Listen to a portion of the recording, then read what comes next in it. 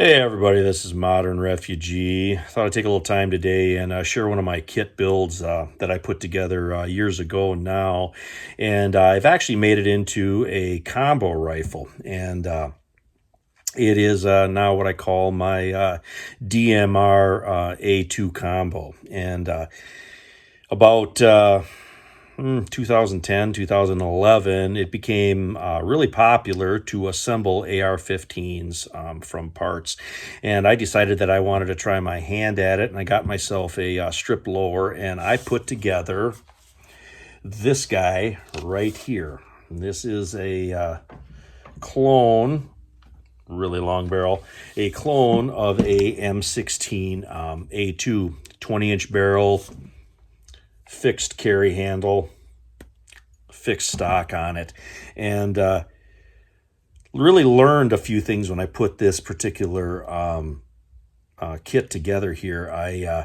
I learned a little bit about metallurgy, which bolt carrier groups were good, about the proper staking of the carrier key, and learned a lot about the triggers and the gas system and whatever. And this lower here is just an Anderson lower, which is one of the cheaper ones, and the lower is actually the part that pretty much everything else bolts onto.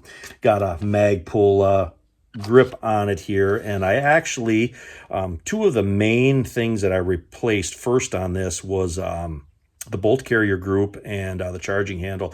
The charging handle is actually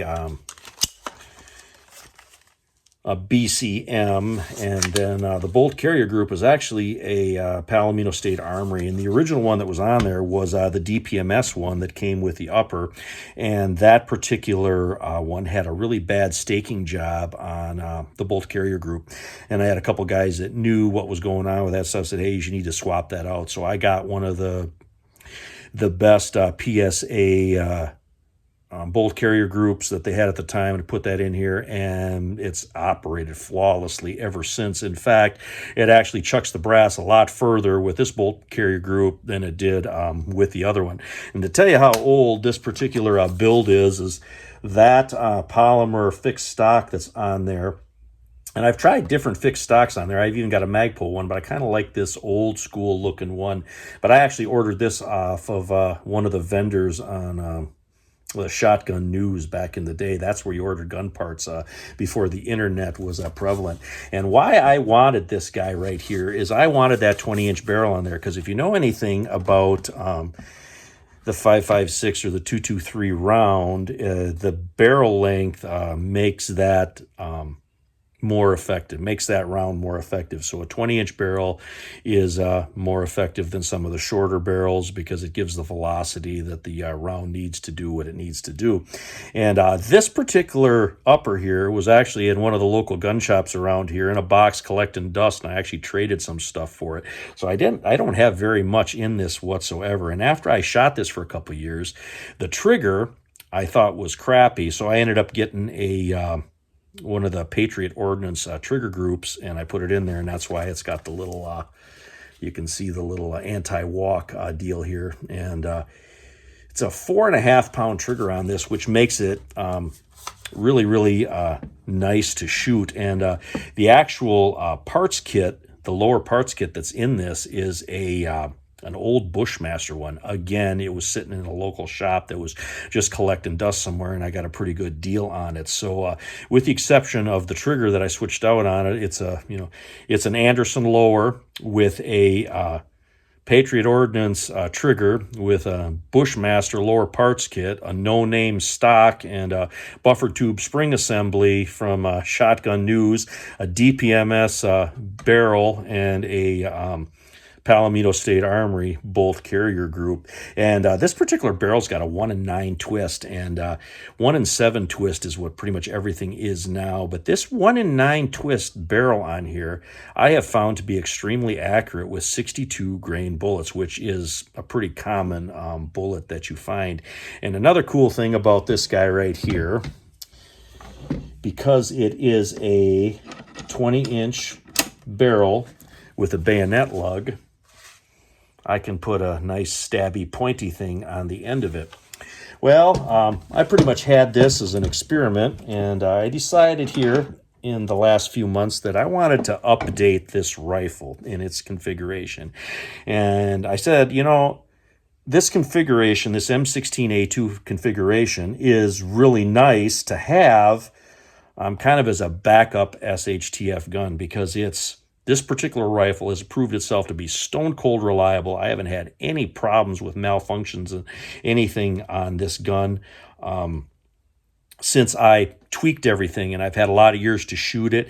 It is crazy accurate. I have no problem hitting silhouettes out to 400 yards with the iron sights on this all day long, and then closer in at 100 yards, I can put mag after mag into a playing card size square.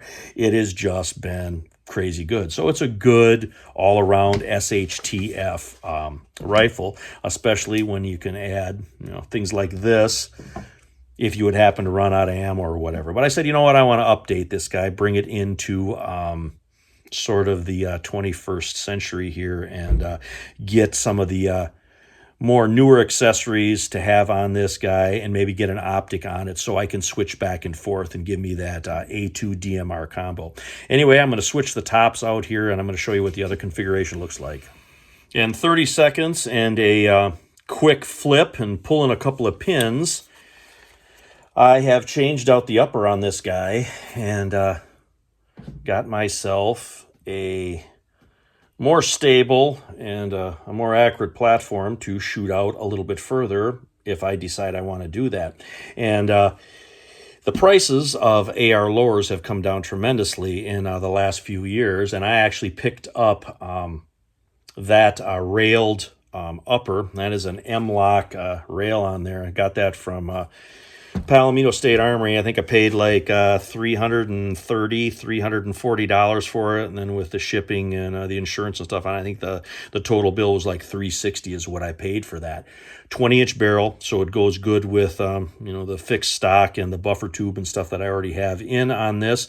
And I already had this Leupold scope laying around in my LaRue mount, so I threw that on there. This was actually on another rifle that I had years ago, and put that on there. I already had some backup rear sights from Magpul floating around, so I got to throw one of those on, and I got myself a Magpul bipod, and I got myself a Magpul front sight on there so I can have some backup sights on it, and then threw me a M-Lock QD mount so I can actually switch the Blue Force gear sling around on this guy.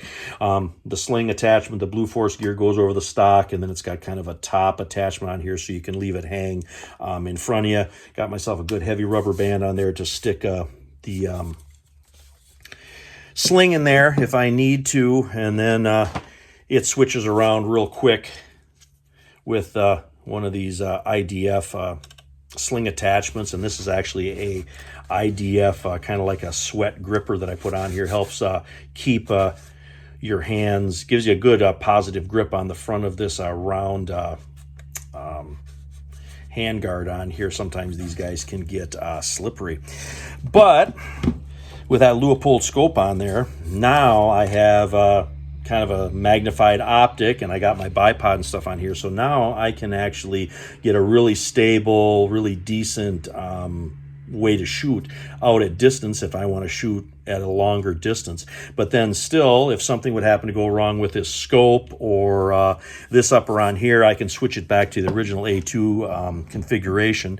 So now I got a little bit of the best of both worlds. I got an SHTF gun, and then I got a DMR where I can, DMR stands for Designated Marksman Rifle. So I got a rifle where I can practice kind of the fundamentals shooting out at distance.